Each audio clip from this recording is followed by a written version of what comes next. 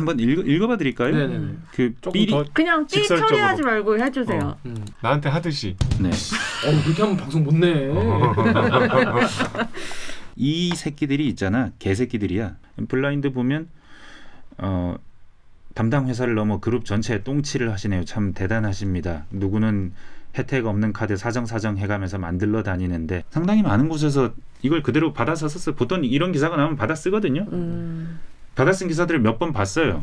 근데 어느 날 없더라고요, 기사가. 아, 광고. 댓글 읽어주는 기레기 아니 아, 네.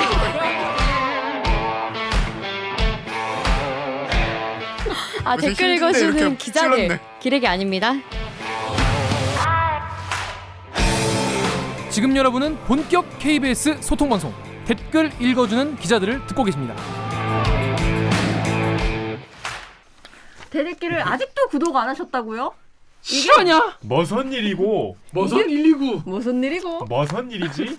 오늘 영상도 기대되신다면 좋아요 버튼을, 앞으로도 꿀잼 영상을 원하신다면 구독 버튼을 잊지 말고 눌러주세요. 뉴스 기사만 봐도 빡치는데 자세히 알고 보면 더 자세히 구체적으로 빡칠 수 있는 알빡기 공원 되겠습니다.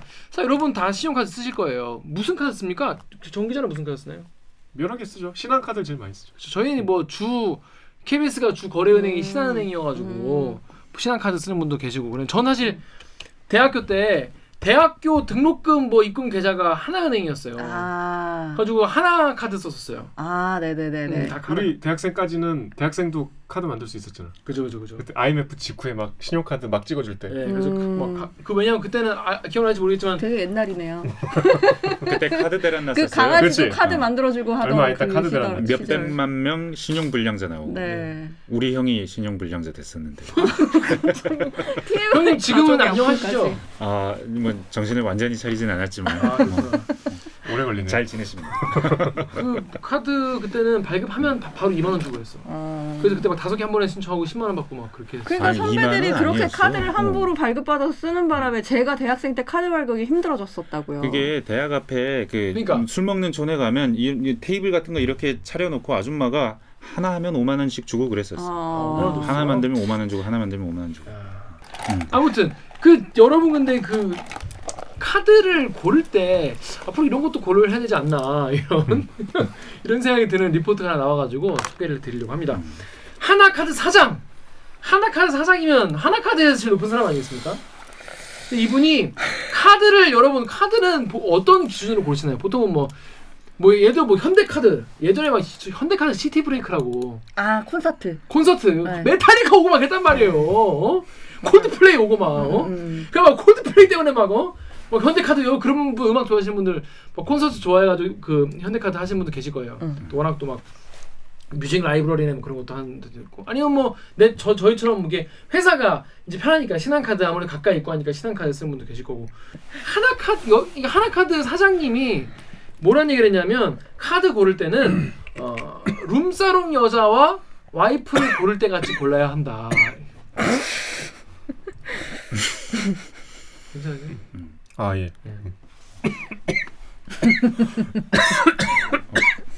아이고.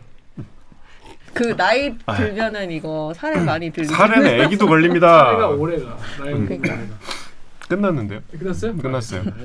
자 카드 고를 때 룸사롱과 와이프를 고르는 것 같이 골라야 한다. 이런 차이가 있다. 이런 참 이게 뭔 개소리야? 저는 이게 너무 궁금했어요. 이 논리 구조가. 네. 그래서 이 얘기를 그냥 친구들하고 술 먹으면서 룸사롱에서 한 얘기가 아니라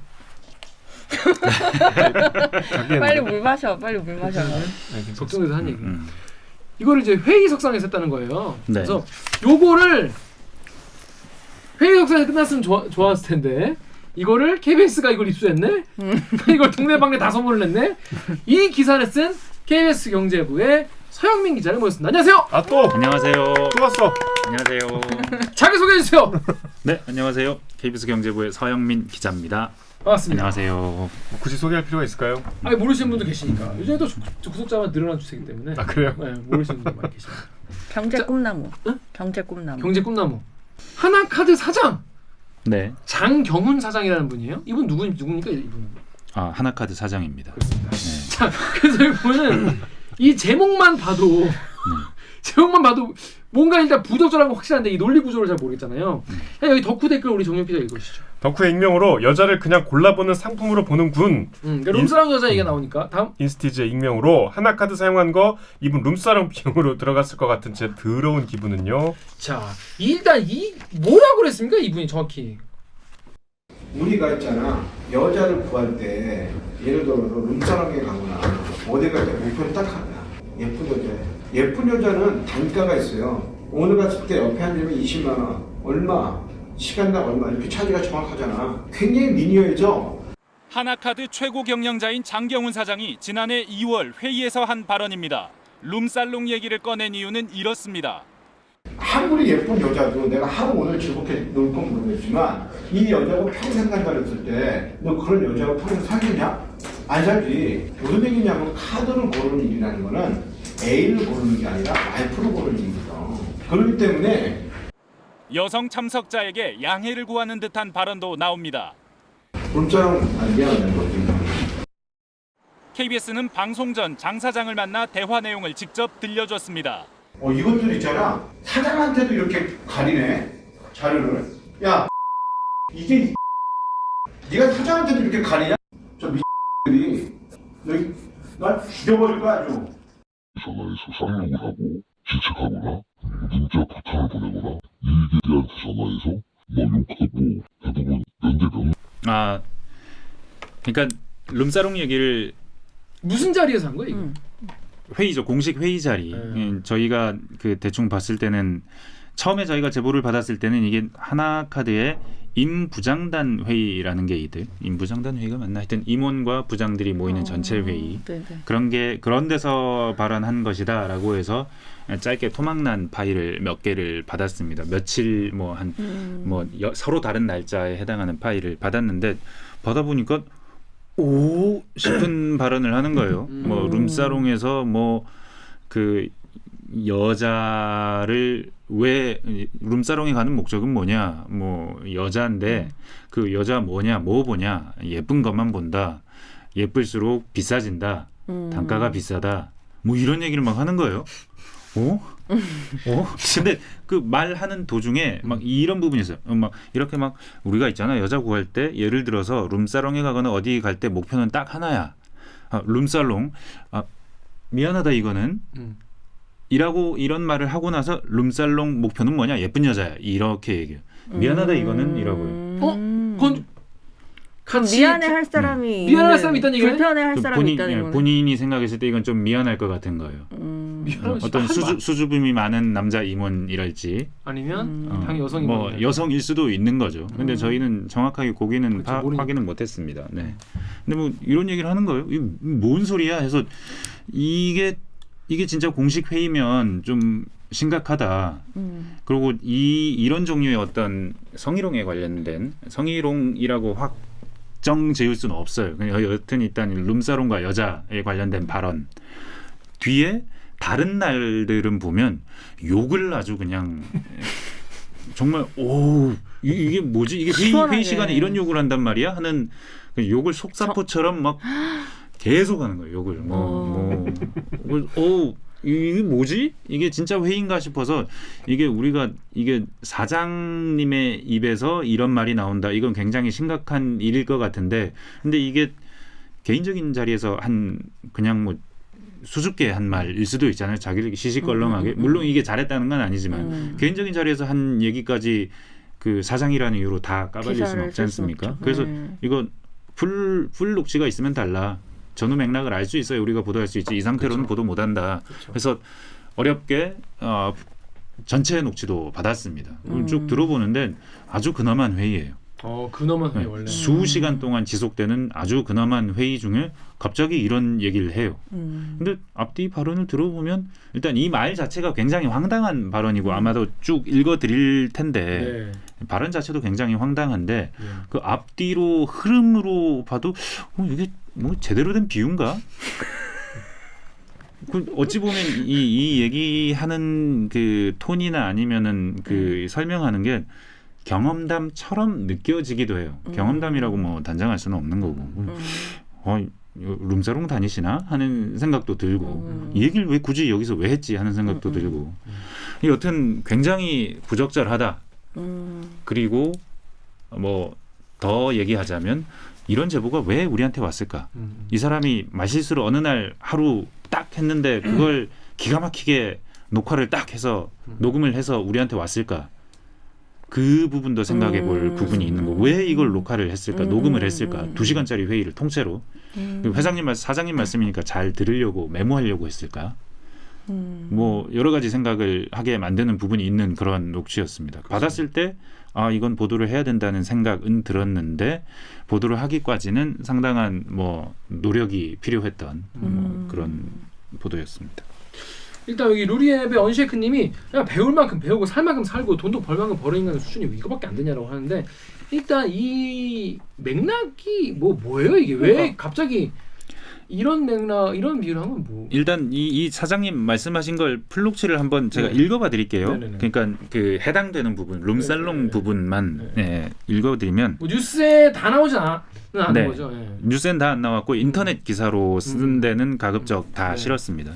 우리가 있잖아 여자를 구할 때 예를 들어서 룸살롱에 가거나 어디에 갈 때 목표는 딱 하나야. 룸살롱 미안하다 이거는 룸살롱이나 술집에 갔을 때 목표는 뭐냐 예쁜 여자야. 예쁜 여자는 단가가 있어요. 오늘 갔을 때 옆에 앉으면 20만 원 얼마, 시간당 얼마 이렇게 차지가 정확하잖아. 굉장히 미묘해져. 우리가 룸살롱에 갔을 때 그 여자 인간성을 보겠냐, 걔 뒷배경을 보겠냐 아무것도 안 봐. 아무것도 안 보지. 와이프를 구할 때는 어떠냐? 와이프를 구할 때는 엄청나게 변수가 많은 거야. 나랑 평생 살 여자잖아. 그러니까 여자를 고를 때 우리가 룸살롱에 여자 한 명 오늘 옆에 앉아서 술 먹을 수준으로 고르냐? 굉장히 많은 고민을 한다고. 예를 들어서 그렇지 않냐? 아무리 예쁜 여자도 내가 오늘 하루만 즐겁게 놀 거면 모르겠지만 이 여자가 평생 간다고 했을 때 그런 여자랑 평생 살겠냐? 안 살지. 무슨 얘기냐 하면 카드를 고르는 것은 애인이 아니라 와이프를 고르는 것이거든. 그렇기 때문에 굉장히 길고 오랫동안 쓰고 습관이 있는 거예요. 이 카드를 한번 내가 주머니에다 대면 아무리 신규 카드가 나와도 난 그 카드만 써. 대충 이 정도입니다. 룸사롱에 관련된 부분의 얘기는. 무슨 말을 하고 싶은 건지는 알겠네요. 그렇죠. 그래서 이렇게 정연욱 기자 같이 이 말에 100% 동의하는 이런 분들이 있어요 보면은 있더라고요. 네. 자 KBS 사이트 댓글 정연욱 기자가 직접 읽어주시죠. 아니 동의관이 그 사람들이 진짜 읽어주시죠. 저랑은 생각이 다른 분이네요. 크리스 KS 권님인가요? 남자 직원들만 있는 자리에서 그들이 가장 이해하기 쉽게 잘 설명하셨구만. 뭐가 문제니? 적당히 좀 해라. 기레기들아. 아우시고 이래서 여직원 뽑겠냐? 금융비리를 캐던지 할 것이지 이걸 기사라고. 서영민 기레기님의 하는 이야기. 다음 댓글도.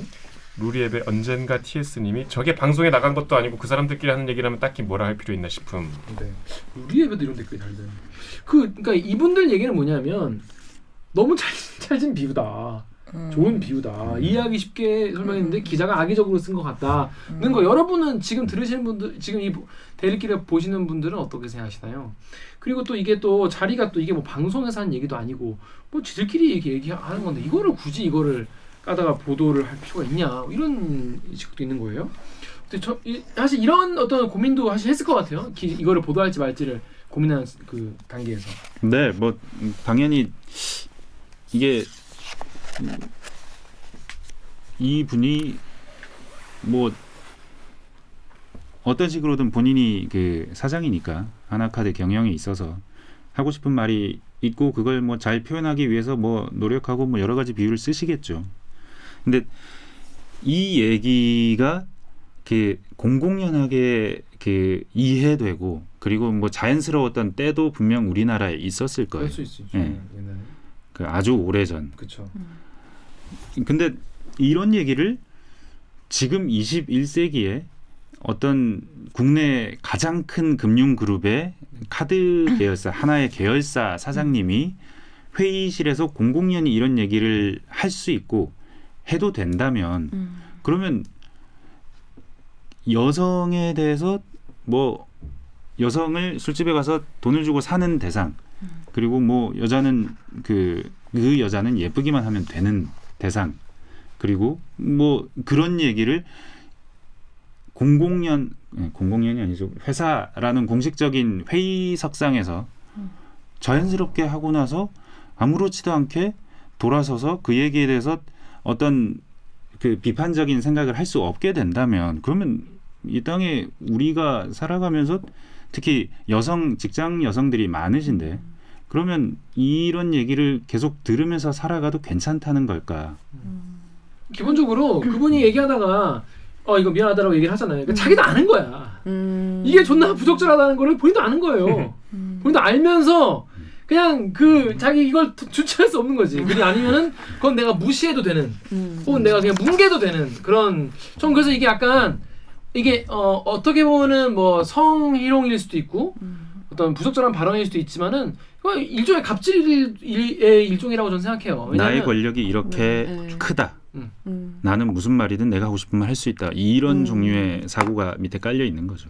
근데 이게 이 댓글 다신 분은 뭐 이래서 여직원 뽑겠냐라고 하셨지만 이게 사실 여자들한테만 불편한 얘기는 건 아닌 것 같은데요. 저도 불편해요. 그 자리에 있었던 뭐 남자 직원들은 그냥 이걸 되게 찰진 비유라고 과연 그렇게 받아들였을까 싶은.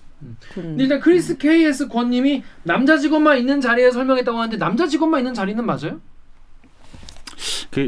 일단은 저희는 합리적인 의심을 가지는 거죠. 그 룸사롱 미안하다 이거는 이라는 룸사롱 얘기하다가 자기가 룸사롱에 대해서 얘기하다가 갑자기 누군가를 보고는 미안하다 이거는 하고 얘기를 한다면 그 대상이 여성이 아니겠겠나? 아니었겠나? 근데 이제 거기에 누가 있었는지는 확인을 하려고 했는데 그게 안 되고. 사실은 확인도 했어요. 이게 당연히 그 자리에 참석한 사람이 녹음한 거 아니겠습니까? 네. 그분이 거기에 이분이 있었다라고 얘기를 해줬어요. 여자분이? 네, 어떤 부장님이 계셨다라고 얘기를 해줬어요. 근데 연락을 해봤어요. 기억이 안 난다. 대답할 위치에 있지 않다. 두 분에게 연락을 했는데 뭐 그렇게 답했어요. 당연히 뭐 지금 회사에 다니고 있으시다면 그럴 수밖에 없을 수도 있겠죠. 그거 자체도 하나의 뭔가 잘못된 발언 아니면 부적절한 발언, 내가 들었을 때 불쾌한 발언이 있다면 그걸 정정해달라고 해야 되는 거잖아요. 근데 만약에 그 자리에 그 분이 계셨다면 그럴 수 없는 상황인 거잖아요. 뭐 그것도 이 회사의 상황을 하나 보여주는 거겠죠. 그런 말 뭐 기억이 안 난다. 말할 위치에 있지 않다. 뭐 그런 말이라면 그렇게 답을 한다면. 그러니까 정리하자면은 이제 거기에 있었던 분의 증언에 따르면은 거기에 여성 직원분, 그러니까 부장급 네. 두 분이나 계셨고 계셨는데 서영민 기자가 그 부장급 이제 여성 이제 직원분에게 물어봤더니 난 기억이 나지 않는다. 나는 대답할 위치에 있지 않다. 이렇게 대답을 했다는 거잖아요. 두 분이. 저희 취재진이 물어봤을 때. 네. 네. 같은 여자 직원으로서 좀 비겁하네. 이런 거. 내가 제일 싫어하는 인간이에요. 그러니까 유형 인간. 근데 뭐 제 생각에는 그 어떤 은행이라는 그 구조를 이해할 필요가 있는데 굉장히 카드사. 그냥 하나 금융지주라고 이해하시면 돼요. 그 금융지주사가 특히 이 위계질서가 강한 회사입니다. 그리고 아시겠지만 회장들이 금융지주사 카드사 말고 금융지주사 회장들이 다 연임을 하세요. 지금 하나금융지주 같은 경우에는 김정태 회장이 4연임을 했어요. 지금 이번에 4연임을 했어요.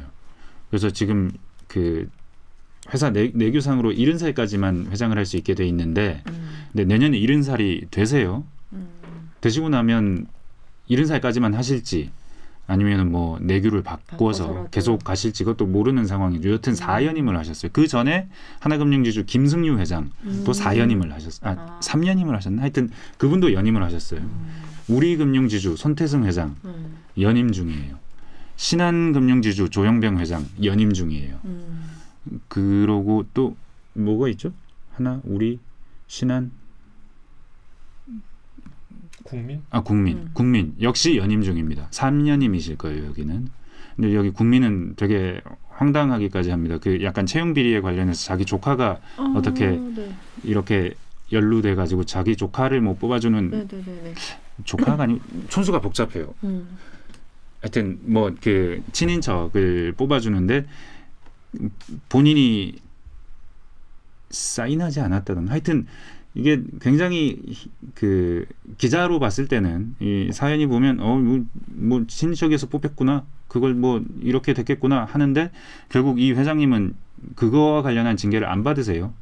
직접 관련돼 있지 않다는 이유로. 그래서 그리고 연임을 하셨어요 지금. 연임 중이세요.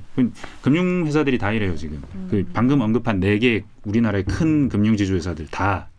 그 말은 이 회사들은 그 CEO가 지금 현재 CEO가 그 재벌 오너 비슷한 거예요. 그러네요. 그 밑으로 딱 그 위계 서열이 쫙 잡혀 있는 겁니다. 그 라인과 라인이 아님, 그리고 성공하거나 출세하기 위해서는 이 회사에서 어떻게 살아야 하는가. 그렇죠. 아주 명백하게 나와 있는 종류의 회사입니다. 금융지주는. 그런 회사 안에서 살아간다면 저는 왜 그렇게 비겁한지는 모르겠는데요. 그게 어쩔 수 없는 거 아닌가 싶은데요. 본인이 살려면 네. 그렇기 때문에 아니, 이해는 하지. 네, 이런 문화, 이런 것이 아주 강고하게 자리 잡은 문화이기 때문에 이런 발언이 나올 수 있는 거고, 이런 발언들을 못하게 하고 스스로 조심하게 하고 그리고 상식이 통하게 만들어야 그래야 뭐 이런 회사 분위기도 좀 변할 수 있지 않겠습니까? 네. 자, KBS 유튜브 댓글 오기준 기자 좀 읽어주시죠.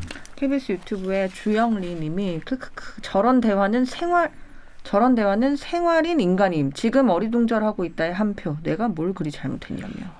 그런 분들 계세요. 회사에서 약간 연세 좀 지긋하신데 그 더러운 개그, 저질 멘트, 또 특히 이제 되게 뭐랄까 옛날식의 사고 방식에 맞아요. 빠져가지고 아직도 이런 맞아요. 자기는 나름 뭐 웃긴답시고 하는 얘기인데 주변 사람 기분 더러워지고 여자분들 막 거의 성희롱급에 가까운 그런 저질 개그. 그 우리 회사에도 그런 사람 한 명 있다. 누구?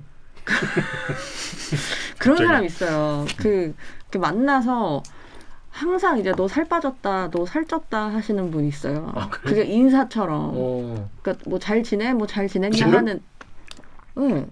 근데 이제 그때 한창 저희 회사에 파업하고 막 하면서 미투가 운동이 한 번 맞아. 일었었잖아요. 이제 그때 그 여자 직원에 대한 얼평 이런 거를 습관처럼 하시는 분이 있다는 얘기를 하면서 그 예로 이제 들었던 사례가 이제 살쪘다, 살 빠졌다 뭐 이런 건데, 근데 그분은 그 뒤에도 이제 한동안은 계속 하시더라고요. 근데 그분은 아마 그 얘기를 들으면서도 이게 뭐가 잘못됐다는 건지 이해를 못 하실 것 같더라고요. 그러니까 그게 되게 오래전부터 그런 이제 사고방식이 이미 굳어져서 시대가 바뀌었는데 이게 뭐가 문제인지 모르는 사람들 많다니까요. 맞아. 네. 그런 거는 어디서 배우는 걸까요? 여러분 주변에도 그런 분들 계시죠? 이렇게 괜히 그 되게 당연하게 그런 막 되게 성희롱적 발언 아무렇지도 않게 하고 막 그런 거 아니야 나중에 막 아무렇지도 그거 있으면 미안해 막 이러고 또 하고 같은 날라. 기자 집단이 좀 얼마 전까지만 해도 약간 군대 문화였잖아요.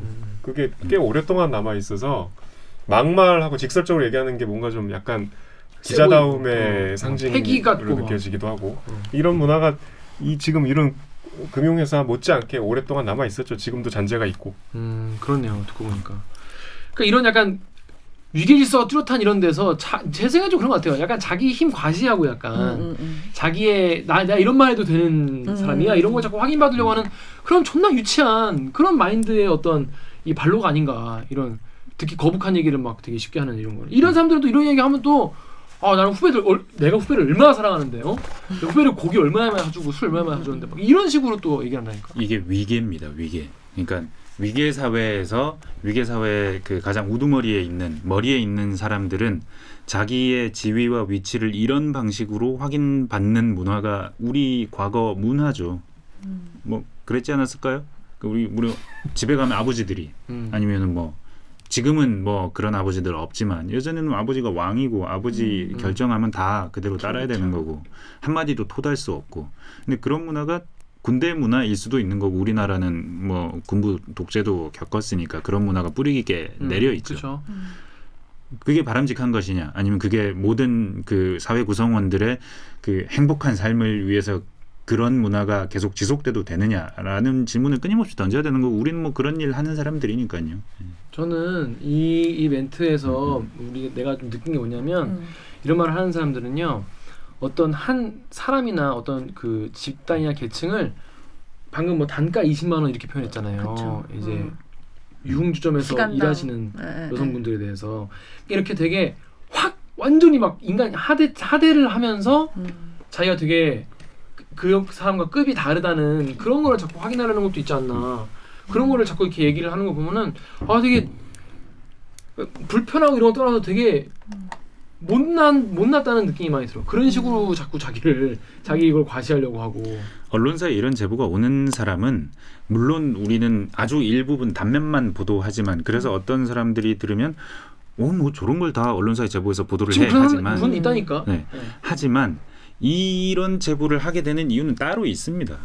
이 분에 대한 그 어떤 사내에 어떤 불만이 굉장히 폭주해 있는 그러니까 이분이 왜 그러니까 이 제보가 들어오게 된 이유도 이런 겁니다. 잠깐만요. 그렇기 때문에 우리 인스타 댓글 같은 게 달린 거죠? 우리 정규 익명으로요. 회의 때 누가 녹취한 거 풀어서 뉴스에 제보함.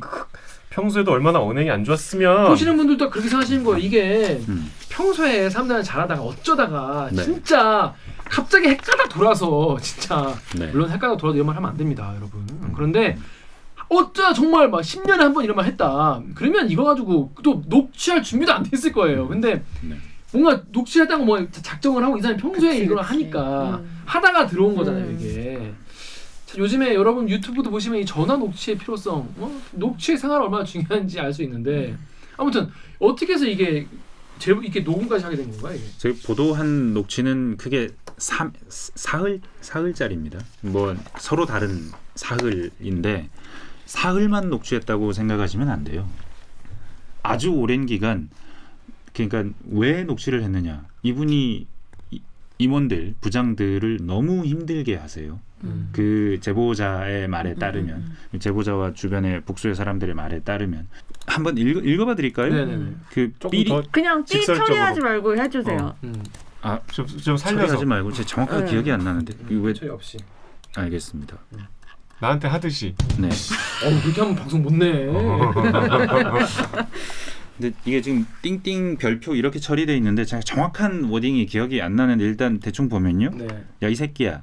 네가 사장한테 그렇게 쓰레기같이 이 새끼들이 있잖아. 개새끼들이야. 너 이거 리스크 엄청 커진다. 너희들이 갖고 있는 이게 뭐였죠? 개새끼 쓰레기 같은 생각 때문에 아니면 이런 못 같은 쓰레기 같은 생각 때문에 뭐 이런 욕을 여러 개를 북혀서 묶어서 합니다. 생각 때문에 일이 다 이렇게 되는 거예요. 야 이 새끼들아. 이러고 보니까 또 얘기하느라 뭐가 있으면 대표이사가 이렇게 안 했다고 할 거야. 이 병신 같은 새끼들 또 이야기하려고 그러는 거야. 씨발 새끼들인가? 이 네 개 책임져야지. 앉을 거야 책임져야 될 거 아니야. 저 미친 새끼들이 아주 죽여버릴 거야. 아주 야 이 개새끼들아. 그 뉴스 나간 거 죽여버릴 거야, 그렇지? 네, 그렇죠. 죽여버릴 거야. 그거 누구한테 한 거예요? 뭐 부장 혹은 임원입니다. 부장 혹은 임원들이 계속 이런 얘기를 들었던 거예요. 그래서 이게 너무 힘들었나 봐요. 사실 보도 나가고 나서 메일도 오고 그리고 사내 블라인드에 이런 게 올라왔다고 저한테 여러 개가 왔어요. 뭐 네네네. 기회가 되면 읽어드릴 수 있는데 메일 온 걸 보면 네. 제가 메일 하나 읽어드릴게요. 네네. 하나카드 직원입니다. 제목이. 다시. 네. 제목이 하나카드 직원입니다. 네. 감사합니다. 감사를 전해드립니다. 갑자기 감사합니다 시작하는 메일. 저는 직접 대면에서 욕을 듣거나 수치에 이른 겪지 않았지만 같이 지낸 동료 선배들이 그런 고통을 겪고 있는 것을 옆에서 보는 것조차 힘들고 두려웠습니다. 물론 부당한 지시들이 실시간 직원들에게 내려오는 건 당연한 수준이고 육체적으로 정신적으로도 직원들이 많이 힘들어합니다. 저뿐만 아니라 정신과 약을 먹는 직원들이 상당수 있습니다. 지위를 이용한 권한을 행사한다든지 DLF 사태 이후 내부 규정을 바꿔가면서 책임을 회피하는 형태라든지 카더라 통신에 의해 특정 외주업체를 선정하는 것을 경험함에도 매우 치밀하고 또한 어떤 대꾸도 할 수 없는 강압적인 분위기에서는 말도 꺼낼 수 없이 당해야 했습니다. 더욱이 대외적으로는 설마 아직도 이런 사람이 있냐는 반문과 함께 금융회사 고액 연봉자로서 배부른 소리 한다는 선입견에 더욱 그쵸. 답답하기만 맞아요. 했습니다. 그런 것도 있겠죠. 이렇게 감옥에 gat혀 있는 것만 같은 답답한 상황에 보도가 한 줄기 빛과 같이 희망이 되었습니다. 사내에서 어떻게 진행될지 모르겠지만 뭐 회장한테 사과하고 직원한테 사과하는 척하고 마무리될 것으로 보이지만 그럼에도 직원의 억울함을 이렇게 알려주셔서 감사합니다. 무엇보다 저희 집사람이 어제 저녁 저에게 정말 힘들었겠구나 라면서 울면서 이야기하는데 큰 위로가 되었습니다. 다시 한번 감사드립니다. 보도에 관심을 갖고 응원하겠습니다. 진짜. 이건 자기 진심 그 기사를 보고 그냥 저한테 메일을 보내신 거예요. 나도 저런 좀 따뜻한 메일 받아보고 싶다. 욕설 항의 메일 말고. 블라인드도 네. 제가 많이 받았거든요. 네. 블라인드 보면 욕이 엄청 많아요. 아까 블라인드를 캡처해서 보낸 거예요? 네, 블라인드를 캡처해서 보내주신 거예요. 어느 분이. 근데 이거는 진짜 정신적으로 엄청 힘드니까 이런 그 글이 나오는 그래, 거예요. 이 정도 그러니까 얘기를 해결이 안 된다는 거 안다. 이 보도로 아마도 해결이 안 될 거라는 건 너무 잘 알지만 희망이 없어. 희망이 없다. 근데 그냥 이렇게 누군가가 내 처지를 알려주고 하는 것만으로도 와. 너무 큰 위로가 된다는 거잖아요. 그러니까 그 정도로 억압이 되게 많이 돼 있는 그러네. 분위기인 거죠, 조직이. 이분이 이 발언 때문에 이 발언이 녹음된 게 아니죠, 당연히. 그 그렇죠. 전에 무슨 일이 있었던 거죠. 그 전에 무슨 일이 있었던 것이 아주 장기간 동안 오래 지속됐다는 게 저한테 오는 뭐 얘기들인데 네. 블라인드 보면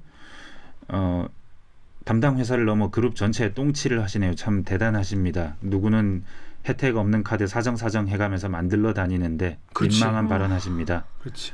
뭐 하나은행 직원들이에요, 이거 전부 다. 하나카드 쓰는 사람들이 쓸 때마다 수수료로 사장이 룸사롱 가는 생각할 듯. 그러니까 그런 댓글 있어 아까. 그나마 복지카드 때문에 하나카드 쓰는 거였는데 나 그냥 이제 해지할래요. 직원이.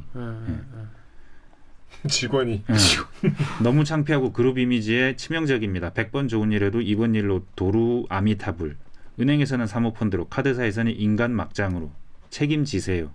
그렇지. 사모펀드에서 하나가 많이 해먹었잖아. 회사와 직원, 고객에게 피해가 가는 건 사실이나 기사가 나온 이상 어쨌든 이번 기회에 조폭 문화인 하나금융그룹에 썩어 빠진 임원들은 각성하시길 바랍니다. 이 사건을 계기로 최소한 앞으로 임원들은 조직 내 직원들을 인격적으로 대하고 욕설과 조폭 문화가 없는 그런 회사가 되길 희망할 뿐입니다. 야, 본인들은 조폭 문화라고 생각을 할 정도네요. 하나카드 직원들이 이런 얘기를 많이 해요. 그러면서 하는 얘기가 다른 금융그룹들이랑 비교를 합니다. 우리은행도 신한은행도 국민은행도 다 회사 내에 파벌이 2개는 있다는 거예요. 파벌이 있는 게 좋은 건 아니지만 2개는 있다는 거예요. 그 뭐 예전에 신한은행 같은 경우는 신상훈 사장파, 그전 사장파 이렇게 둘이서 싸웠고 뭐 어디가 우리은행도 뭐 좀 그런 게 어느 정도는 있고 하나는 그런 게 없다는 겁니다. 딱 하나의 라인만 있다는 겁니다. 그 조폭이죠. 그래서 하나은행인가요?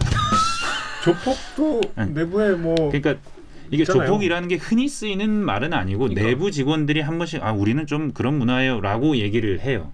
근데 그걸 뭐 단정해서 말할 수는 없는 거지만 여튼 뭐 하나는 그 하나의 예전부터 그 하나의 그 전신이 되는 한국금융투자 때부터 이렇게 쭉 내려오는 그 하나의 라인이 있고 그 라인에 들거나 진입하거나 뭐 이렇게 해야 뭐 출세가 가능한 거고 이 안에서 뭐 끌어주고 당겨주고 그 라인 안에 있어야 되는 거고 그런 문화가 있는 거죠. 근데 그 라인이 하나이기 때문에 다른 회사는 그래도 복수의 라인이 있는데 그래서 더더욱 군대 같은 문화가 심하다는 뭐 그런 얘기를 하고 뭐 일예도 막 얘기를 해주는데 이건 뭐 회장님들 나오는 얘기. 회장님들이 뭐 서로 막 화장실에 가서 뭐 무릎을 꿇고 무릎을 꿇리고 뭐 이런 얘기를 하는데 근데 이게 제가 믿을 수 없는 얘기여서 이건 전해드릴 수가 없고 근데 내부에서는 그런 얘기를 한다는 거예요. 우리는 60살 먹은 사람이 무릎 꿇는 문화다 뭐 이런 얘기를 내부에서 한다는 거예요. 그런데 지금 서영민 기자한테 얘기한 게 이것뿐이 아니라 댓글 보니까 이게 뭐 옛날부터 쭉 있었다고 합니다. 오구정 기자가 여기 덕후 댓글 이거 14페이지. 4페이지부터. 네. 덕후에서 익명으로요. 이거 이슈 커졌으면 좋겠어. 곰고 굶은 게 터진 거야. 진짜 저 인간 사장된 이후로 출근하면서 매일 숨 턱턱 막혀. 저걸로 민원도 여기저기서 들어왔으면 좋겠어. 제발. 다음. KBS 유튜브에요. 레이네 집 메종레이 님이 헐 아직도 저러고 있네. 9년 전. 9에서 10년 전 하나은행 본부장 때부터 막말로 유성이 유명했음. 능력 하나 믿고 직원들 개처럼 부려먹고 여자는 기본적으로 개무시 탑재였는데 그런 댓글이 이제 있었어요? 와서 터진 게 신기하다. 하나금융 썩은 고인물들. 와. 우와. 이분이 뭐랄까 짬이 아주 그냥 이런 개판 이런 막말 이런 게 아주 오랫동안 농축된 분이었군요. 막말 고인물이었군요. 이 왜 1년이 지나서 그러니까 사실은 이게 작년 코로나 초기에 하신 발언이에요. 왜 1년이 지나서 나왔을까? 아 이거 네. 발생 자체는 작년에. 왜 1년이 지나서 나왔을까? 최근에 이분이 연임을 합니다. 하나카드. 아. 그 전에 2년 전 2019년에 오셨고 최근에 연임을 확정 지으세요. 연임을 확정 짓고 나니까 이 제보자가 우와 지난 2년도 이렇게 고통스러웠는데 또 해야 돼 이걸. 또 해야 돼? 아, 저 양반하고 어떻게 같이 일하지? 하는 생각 때문에 이걸 어떻게 하지? 이걸 어떻게 하지 하다가 아 내가 그때 그거 해놓은 게 있었지. 아. 그걸 다 뒤져본 거예요. 읽어본 거예요. 네. 그래서 이게 뭐 제가 제보자하고 많은 얘기를 하려고 하지는 않았고 왜냐하면 제가 알면 알수록 제보자한테 좋을 게 없으니까. 그래서 그랬지만 그런 취지라는 거예요. 그리고 이게 1년이 지나서 나온 이유는 그런 겁니다. 그 어떤 걸 찾아서 해야 할지 하다가 개인적으로도 이분이 그러니까 뭐 그 회사 측 사람 다른 사람들도 여러 사람을 만나보고 통화를 하고 그렇게 했었는데 소수가 모인 자리에서 아주 그냥 사람을 정신없이 혼을 빼놓는다는 거예요. 한 번은 뭐 어떤 부장은 이거는 예시인데 어떤 부장은 3시간 동안 이렇게 계속 말을 듣고 나와서 3시간 동안 닦였다. 네, 네. 와. 혼이 빠져서 나와서 화장실에 가서 토를 했대요. 뭐 그런 일도 있고 그러니까 소수가 모였을 때 더 심하게 하는 거예요. 근데 소수가 모인 녹취를 틀면 어떤 놈이 녹음을 했는지 알 수 있겠죠. 아 그렇죠. 그렇죠. 저는 이걸 추적을 해서 누가 제보를 했는지 찾아낼까 봐 좀 걱정이 되는 거예요. 그런 댓글 있어요. KBS 유튜브에 박민정님이 저 녹취가 단순히 몇 번의 말실수로 제보된 게 아니라 일상적으로 피해 당한 사람이 있었기 때문에 참다 제보된 거다. 또 루리앱의 고품격 유머 전문가님이 이제 저거 녹취한 사람 가려해서 쳐내겠네라고 했어요. 보면 여기 제보자분 걱정하는 댓글도 많이 있었어요. 근데 혹시 이런 건 혹시 있었습니까? 저 방송 나가기 전에 그래서 이거 관련해서 통화하신 거의 모든 분들에게 말씀을 전하면서 나랑 통화했던 기록들 지워라. 어느 순간 임원들 아니면 부장단 다 그 휴대폰 검사할지도 모른다. 감사실에서 할 수 있겠죠. 뭐 그 조심하고 준비하고 대비하고 있어라. 뭐 걸리면 뭐 어떡하겠냐 그런 얘기들도 많이 제가 했었어요. 근데 실제로 걱정이 되고 나의 아저씨란 드라마 보면 일반 사기업에서는 어느 날 감사실에서 직원 소지품을 그냥 갑자기 압수수색을 하더만. 그거 봤습니다. 그럴 수도 있는 거 아니에요? 그거 정확하게 모르겠어요. 저희 회사에서는 그런 일은 그럴 수 없으니까. 없죠. 제가 잘 모르겠는데 여튼 그게 걱정이 됐고 그리고 제보자분도 그건 걱정했어요. 그래서 소수가 모였을 때 말한 건 정말 방송에 나온 거하고는 비교도 안 될 정도로 심한 말들이 계속해서 이어진다는 거예요. 계속해서 이어지는데 이건 줄 수가 없다는 거예요. 그렇죠. 이걸 주면 내가 드러난다는 거예요. 그렇죠. 그래서 가장 공식적인 회의. 그러니까 그래서 너무 참석자가 많아서 찾을 수 없는. 누군지 찾을 수 없는 회의. 그것도 처음에는 사장 말만 끊어서 줬어요. 저희가 통째로 달라고 하기 전에는. 근데 우리 이 끊어서 주는 거는 우리 못 쓴다. 통째로 다 들어봐야 된다 우리. 그렇게 해서 받은 걸 보면 정말 사람이 꽤 많아요. 뭐 그래서 사람이 많아서 줬구나. 자기 제보자 설명은 그래요. 사람이 많아서 줬습니다. 뭐 인부장단 회의 같은 뭐 그런 회의라고 설명은 했는데 나중에 뭐 사장님은 그렇게 공식적인 회의 아니었다고 그 의미를 좀 낮추려고는 하시고 거기에 대해서 저희가 뭐 여기에 등장하는 인물들 세는 것밖에 할 수 없는데 대략 그 성희롱 발언 성희롱과 유사한 발언. 제가 성희롱과 유사한이라고 계속하는 게 이게 법률적으로 성희롱이라고 말하려면 어떤 구성 요건이 있어야 됩니다. 피해자가 될 만한 여성이 있어야 되는 측면이 꼭 그런 건 아니지만 거의 그런데 그걸 저희가 확정할 수 없기 때문에 성희롱이라고 말할 수는 없고 룸사롱 발언이라고 자꾸 말할 수밖에 없는 거예요. 여성 비하 발언이죠. 여성 비하 발언. 여성 비하 발언을 하는 이 회의는 보면 그래서 저희가 셌어요. 그 사장님이 말하는 스타일이 야 누구 대답해봐. 그리고 막 뭐라고 설명하면 됐고 이거잖아. 알아봤어? 이거 너 하라면 할 수 있어. 이렇게 계속 닦는 닦아대는 장면에 등장하는 이름들을 여러 개 모아봤는데 몇 개가 안 돼요. 그래서 회사 쪽에 결국 또 어떻게 좀 알 수 있는 사람이 없을까 찾아가서 이렇게 좀 녹취 들려주면서 여기 짧은 단답형으로 대답한 사람 이 사람 누구예요?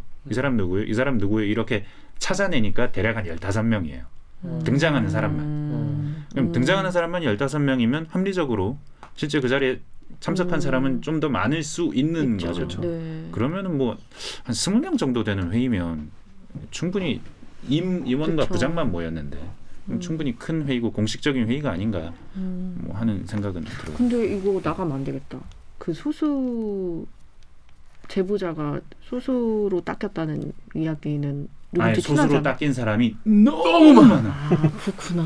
모두가 그러니까 그 얘기를 굉장히 많이 하는 거예요. 너무 많은 사람들이 힘들어했다. 그래서 이런 걸 나도 조심하게 되네. 그래서 어떻게 하면 이 사실을 알릴 수 있을까를 제보자가 고민을 했을 거고 그래서 그 중에서 가장 많은 사람들이 참석한 걸로 녹취를 들었을 때 1년 전이니까 네네네. 그걸 찾아내서 전달을 한 겁니다. 이게 무슨 이 발언으로 이 사람 그때 이런 말 했었지 엿먹여야지 하고 찾아낸 게 아니에요. 연임한다 그러니까 어떻게 또 연임을 하셔? 그럼 2년 동안 또 그런 날들이 계속 반복되는 거야? 네. 너무 힘들어서 어떻게 할까 하다가 제보를 한 거예요.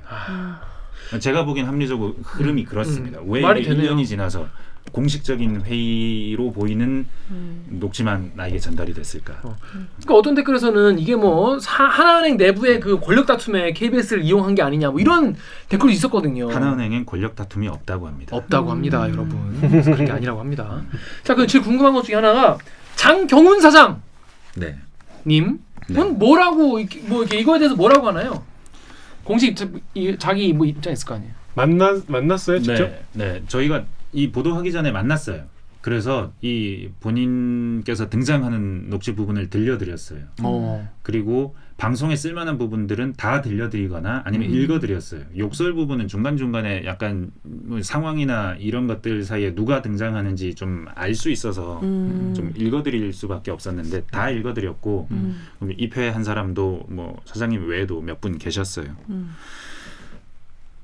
쭉 들려드리는데 그래서 들려드리면서 이게 본인 목소리가 아니지는 않으니까 그리고 본인께서도 이런 말을 한 기억이 몇 번 듣고 뭐 한 번 더 들으면서 이 말 제가 뭐라고 말했죠 물어보면서 계속 반복하면서 듣기도 했고 하나카드 네. 뭐 사무실에서 저희 회사로 오셨어요. KBS로 왔어요, 네, 그분이? 왔고 오셨을 때 이거 녹음하지 않겠다. 방송용으로 쓰지 않겠다. 다만 당신 그 사장께서 충분히 뭐 설명할 수 있는 기회도 드리고 우리는 충분히 확인할 수 있는 기회를 갖는 거고 그런 차원에서 와서 들려드렸고 다 들려드렸어요. 그리고 뭐 이거하고 맥락이 어떤 맥락에서 이 말이 나왔느냐도 설명을 다 드렸어요. 앞에 크로스마일 카드라는 카드에 대해서 얘기를 하시다가 이 얘기로 넘어오십니다. 그리고 나서 이러고 나서 와이프 얘기를 하시고 그 다음에 이렇게 다른 화제로 넘어가십니다라고 설명은 다 드렸고 맥락을 설명을 드렸으니까 거기에 대해서 뭐 해명을 부탁을 드렸고 해명도 해주셨고 그것도 TV에 실었습니다. 처음에는 유감입니다라고 뭐 특정 단어를 언급해서 뭐 유감스럽다라고 하셨다가 나중에 그걸 송구합니다로 바꾸셨어요. 뭐 그러고 나서 뭐 아직까지는 별 말씀이 없으세요? 본인이 한 건 다 맞다고 인정을 해요? 그 인정을 안 하는데 그 자리에서 해명을 송구하다고 주지는 않겠죠. 본인이 한 말인 것도 알겠고 어느 상황에서 한 말인지도 알겠다고는 말씀을 하셨어요. 그리고 뭐 저희가 뭐 워낙 충분히 제 개인적으로는 이런 식의 보도를 하면서 당사자를 한테다가 쭉 들려주면서 이게 당신께서 하신 말씀입니다라고 쭉 들려주면서 정확하게 안 들린다고 했을 때 다시 돌려주고 다시 들려주면서까지 해명을 받기 위해 그런 노력을 하는 경우는 잘 없을 거예요. 근데 들려드리고 싶었고 확인받고 싶었기 때문에 좀 그걸 듣고 네. 반성을 하셨을까요? 그러니까 좀 어떤 반응이 사실 이게 좀 아마 내가 그 입장에 처한다면 굉장히 낯뜨겁겠죠. 그렇죠. 생판 모르는 사람이 내가 했다는 이 낯뜨거운 말을 계속 들려주니까 그리고 나는 그 얘기를 잘 들어야 되니까. 그렇죠. 이게 또 며칠 있다가 KBS 9시 뉴스에 나왔다고. 뉴스에 난다고 그러니까 굉장히 낯뜨거울 수는 있는데 뭐 큰 불상사는 없었고요. 거기서 뭐 그게 뭐 이런 분위기 속에서 이게 뭐 맥락이 있는 건데 뭐 그런 쪽에서 좀 답답함도 말씀하셨고. 그래서 그러면 뭐 서유민 기자를 내가 명예훼손으로 고발하겠다. 뭐 그러진 않나 봐요. 적어도. 그런 일이 생길 수도 있겠죠. 왜냐하면 저희가 이걸 장경훈 사장이라고 SK는 빠졌죠 지금 이제 하나카드의 네. 장경훈 사장이라고 말하면서 녹취도 그대로 냈으니 사실 적시에 의한 명예훼손이라고 볼 수도 있죠. 근데 뭐 그 선택을 어떻게 하느냐는 사장님의 몫인 거고는 제가 알 수는 없는 부분이고 아직까지는 뭐 며칠 안 됐으니까 뭐 회유를 시도하진 않았네. 그런 건 없었어요. 네. 근데 재밌는 건 있었어요. 포인트 몇만 점 준다고 막. 저한테 회유를 한 건 없었고요. 사실 이 댓글은 굉장히 많이 달렸어요. 뭐 최근에 쓴 기사 중에는 댓글이 제일 많이 달린 기사였고, 네. 그리고 사실은 그러니까 이름을 들어본 그 10대 일간지나 뭐 이런 곳은 아니지만 상당히 많은 곳에서 이걸 그대로 받아서 썼어요. 보통 이런 기사가 나오면 받아 쓰거든요. 받아 쓴 기사들을 몇 번 봤어요. 근데 어느 날 없더라고요 기사가. 아 광고. 광고인지는 모르죠. 어느 날 보니까 기사가 없더라고요. 근데 이거 아시겠지만 구글에서 검색하면 옛날 거 나오죠. 기사가 나옵니다. 그래서 여기 구글에서 제가 KBS, 하나카드, 장경훈 이 세 개의 키워드로 치면 기사가 막 떠요. 뭐 무슨 아이메일이라는 데서 쓴 기사도 있고 데일리 시사, KDF 뉴스 뭐 여러 뉴스가 있어요. 이거 누르면 되게 재밌더라고요. 없습니다. 누르면 요청하신 페이지를 찾지 못했습니다. 누르면 관리자가 검토 중인 기사입니다. 잠시 후 이사 뭐 접속하세요. 진짜? 존재하지 않는 링크입니다. 링크를 확인해 주세요. 이거 계속 떠요. 와. 기사가 한 10개 넘게 이런 게 계속 뜨더라고요. 오.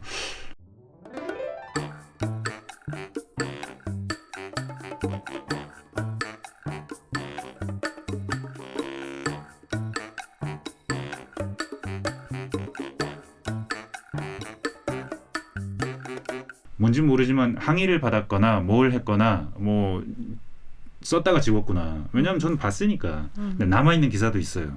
디스패치 기사는 남아있습니다. 역시 민족 정론지 디스패치. 디스패치 남아있더라고요. 그래서 혹시 디스패치 기사가 없어지면 제가 한번 디스패치에 물어볼까 생각도 했는데 근데 디스패치 기사는 안 없어지더라고요. 여러분 디스패치 믿으십시오. 근데 이거 이 얘기는 정말 우리가 생각도 못했다. 너무 속상하다. 네이버에서도 검색이 안 될 거 아니에요, 그럼 이제. 네이버에서 검색하면 기사가 거의 없습니다. 와. 제 기사밖에 없습니다. KBS 기사밖에 없습니다. 그래서 여기 전에 받은 얘기는 그거였어요. 이거 KBS만 기사 나오게 하고 뭐 딴 데서 안 나오게 그렇게 하는 방향으로 정한 것 같습니다. 라고 뭐 내부 소식통을 인용해서 누가 그런 말씀을 해주시는데 그건 뭐 만약에 이 기사가 정말 중요한 기사고 큰 기사였으면 당연히 뭐 10대 일간지도 쓰고 다른 데도 쓰겠죠. 그 정도는 아니었을 수도 있고 그러고 뭐 와 장하다. K 언론. 이름 이게 K 언론 맛이지 이게. 진짜 매운 맛이다 매운. 그냥 합리적인 의심일 뿐이죠. 그냥 내가 틀림없이 누가 어떤 언론들이 쓴 걸 봤는데 없어요. 네이버에서 아무리 찾아도 없어. 그래서 구글에 찾으면 있었던 것 같은데 예전에 지워진 기사도 구글에는 흔적이 남아있던데 하고 구글에서 검색해 보면 계속 이런 게 떠요. 존재하지 않는 링크입니다. 관리자가 뭐 보류해놨습니다. 뭐 다시 접속하십시오. 나중에 하십시오. 뭐 이런 게 계속 뜨는 거예요. 참 그렇습니다. 참 속상하네. 같은 기자로서 참 왜 그러셨는지 너무 궁금하네요. 제가 뭐 킹리적 가심을 가질 수밖에 없지만 딱 그렇다고 뭐 단정 지을 수 없지만 참 씁쓸한 뒷말이 좀 너무 씁쓸한 정말 그런 이래저래 참 씁쓸한 뉴스인데 이거 뭐 이게 다 나오게 했으니까 뭐 후속 보도 같은 거는 할 게 뭐 지금은 없으시겠죠? 할 계획이? 네, 뭐 근데 최근에 그 사장님이 자필 사과문을 사내 게시판에 올리셨더라고요. 그래요?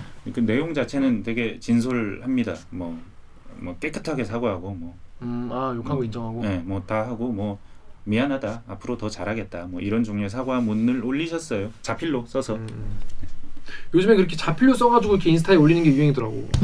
사과문을 다 자필로 써가지고 인스타에 올리고 이렇게 하는데 참 이게 근데 같이 일하시는 분들이 결국 이제 그분 사과문 쓰고 또 계속 그렇게 사시겠다는 거잖아요. 그런 얘기도 들었어요. 뭐 우리 회사의 모 국장과 친하다. 그래서 이게 어느 경로로 나왔는지 뭐 알아보려고 한다는 소문이 있더라. 옛날 같으면 정말 그렇게 알아보기도 했겠네. 그랬을 수도 있겠죠. 옛날 같으면. 그래서 뭐 그게 가능한 일일까요? 하면서 뭐 그냥 웃어 넘겼는데. 그래서 진짜 그 저희 회사에 사람이 너무 많다 보니까 그러니까 선배 예전에 취재했던 것도 저도 제보자가 옛날에 알려주고 그랬잖아요. 네. 뭐야 롯데홈쇼핑 BMW 아니야? 선배? BMW 그렇고 롯데홈쇼핑도 그랬고. 내가 보도하기 전에 내 리포트가 몇 시에 나갈지 알고 있더라고. 내용이랑 홍보팀이요? 그 홍보팀의 내용이랑 그 내용이랑 인터뷰도 알고 있는 누구랑 거 인터뷰했는지 다 알고 있더라고. 네. 그러니까 이게 내부의 정보가 이게 새 가지고 그때 감사실을 뭐 하니 뭐니 뭐 그랬었단 말이지. 그래서 진짜 중요한 사람은 이거 인제스트 안 하고 네. 그 편집하기 직전에 인제스트 해가지고 바로 지워버리잖아요. 송민혜 선배도 그렇게 했대. 오세훈 거. 그리고 저희 이거 할 때도 이 일은 사실은 사건 사고 리포트에 가까운데 금융사에서 일어났기 때문에 저희 금융팀에서 취재를 했고 저희 후배들이 취재를 엄청 많이 했어요. 이거 말고 지금 방송에 나온 내용은 이거지만 이외에 엄청 많은 내용을 취재하고 많은 사람들을 만나고 다니고 수소문을 하고 다니고 이런 일이 있었냐 물어보고 다녔어요. 방송에 나온 건 아주 조금 뿐입니다. 근데 그렇게 취재하는 과정에서 뭐 내부에서도 이견도 있었어요. 이 하나카드 사장이라는 사람이 얼마나 중요한 사람이길래 우리가 이 사람의 이 회의에서 나온 얘기를 보도를 해야 하냐, 아니면 이걸 육성을 까고 그리고 음성 변조도 하지 않고 얼굴도 가리지 않아야 될 만한 일이냐에 대한 의견 교환도 있었는데 그런 그 결정들을 하는데 중요한 점이 되었던 것 중에 하나는 이 분이 하나카드에 오기 전에 무엇을 했나였어요. 근데 하나카드 오기 전에 이분은 원래 하나은행 그 금융지주 분입니다. 부행장 하셨어요. 근데 DLF 사태 아시죠? 네. 사모펀드 사태. 네. 그 우리은행하고 하나은행에서 사고가 많이 났어요. 수천억 원 났습니다. 네. 이 수천억 원 사고가 났는데 결국 금감원 금융위 통해서 징계를 하죠. 하나은행과 우리은행의 그 최종 그 가장 결제자. 책임이 많은 사람 네. 그리고 그 사람의 감독자 이렇게 두 사람을 징계를 각각 은행마다 했습니다. 여기에 하나은행에서 가장 큰 책임을 물은 사람이 장경훈 사장이에요. 당시에는 이미 하나카드 사장으로 와 있었고 근데 DLF 사고가 왜 났느냐 찾아보니 내부 통제 부실이었는데 요 책임이 누가 가장 크냐 하나카드에서는 장경훈이 가장 크다.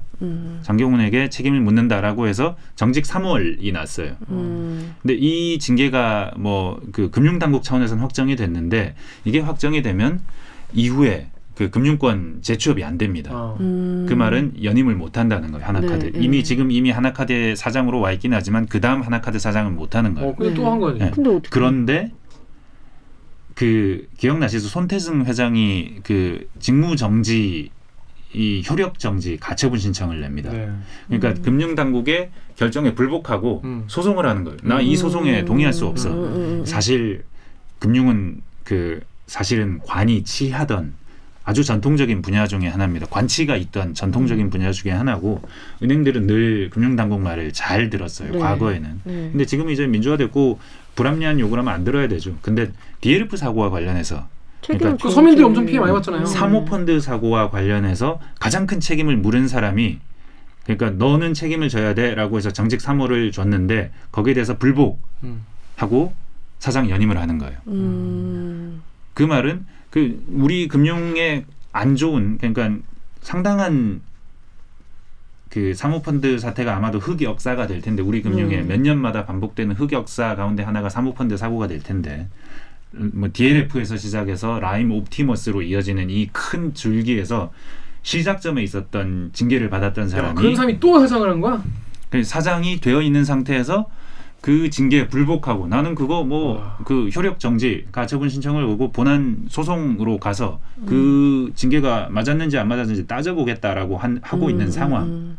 소비자 보호 관점에서 맞지 않죠. 그러니까요. 그래서 그런 측면에서도 이분에 대해서 이분이 그렇게 해서 사장을 연임하는데 이분이 사장을 하시면서 이런 일을 했다라는 건 보도를 해야 한다. 사회적인 의미에서도 이분이 이 일로 언론에도 굉장히 많이 나셨고 뭐 손태승 회장 같은 더 아우, 그건 높은 몰랐네. 직위에 있는 사람들이 더 많은 주목을 받긴 했지만 여튼 보도를 해야 한다라는 판단에는 그런 점들이 작용을 했었습니다. 나중에 징계를 받더라도 그게 징계가 다 확정돼서 끝나고 난 나중에 뒤죠. 나중에 받더라도 지금 나는 연임을 해야 된다. 이미 사장 연임은 하고 난 거죠. 네. 그리고 이거 소송이 끝까지 가면 1심, 2심, 3심 가면 언제 끝날지 몰라요. 그럼요. 네. 사실상 징계가 무력화되는 겁니다. 과거에는 이런 일은 없었습니다. 여러분 이게 동의가 되세요? 그러니까 보통은 이런 거 할 때 뭐 음성 변조도 하고 얼굴 가리고 뭐 장모 씨, 뭐 제이모 씨, 뭐 A 씨 이렇게 보도를 하는데 이분이 저도 사실 처음에는 그게 좀 의문이었거든요. 하나카드 사장이 뭐 회의에서 한 이야기를 완전히 저렇게 딱 까고 하는 건 참 파격적이다라고 생각했는데 이 얘기를 듣고 보니까 우리 사회적으로 큰 안 좋은 파장이 있었고 수많은 피해자를 만들었던 사모펀드 우리도 다뤘었잖아요.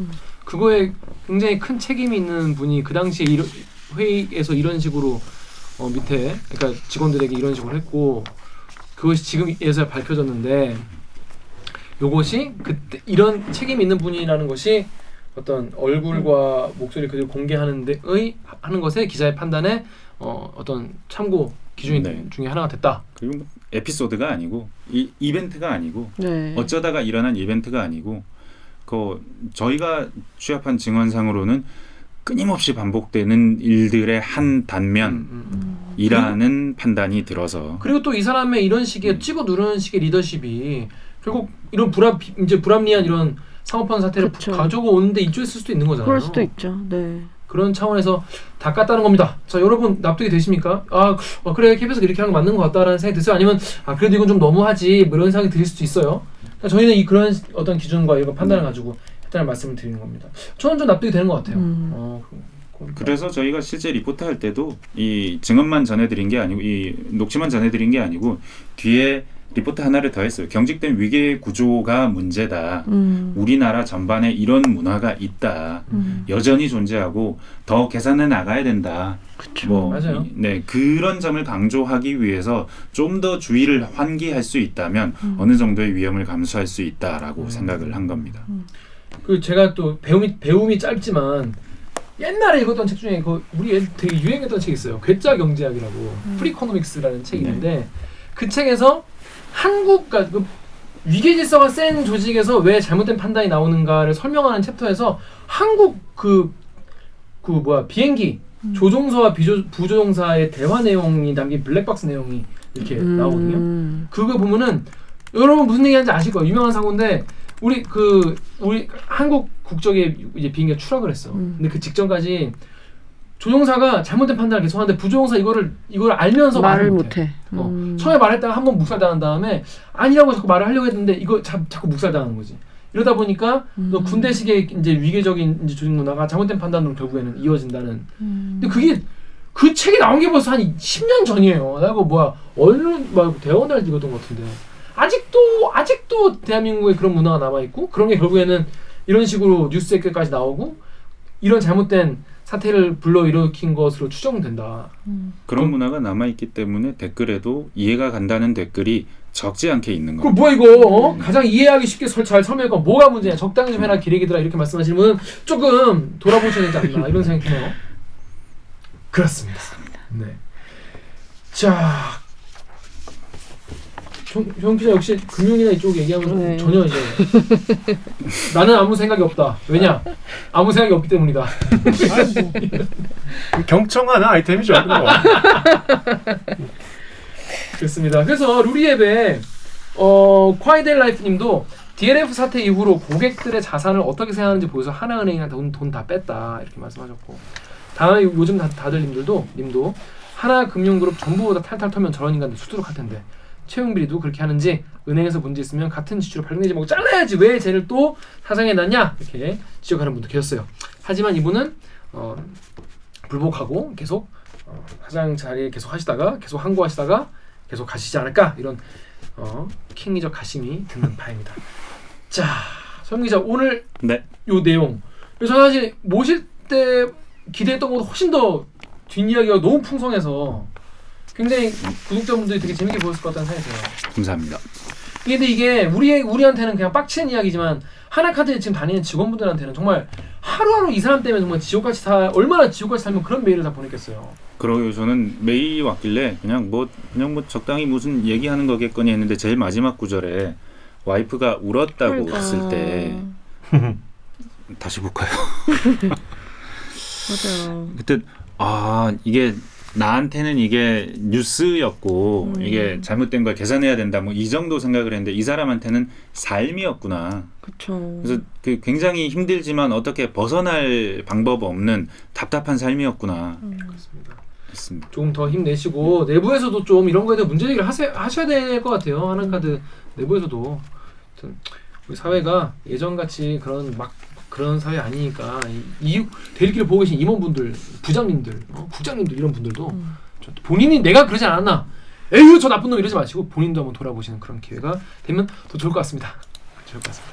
자, 그럼 오늘 방송도 참여 방법 알려드리면서 마무리하는 시간을 가지도록 하겠습니다. 송영 기자. 대들기는 매주 20개 유튜브, 팟빵, 아이튠즈 파티, 네이버 오디오 클립을 통해서 업로드됩니다. 저 서영민 기자처럼 대들기에서 보고 싶은 기자 혹은 다뤄졌으면 하는 기사가 있다고요? 방송 관련 의견은 인스타그램, 유튜브, 팟빵 계정에 댓글을 남겨주세요.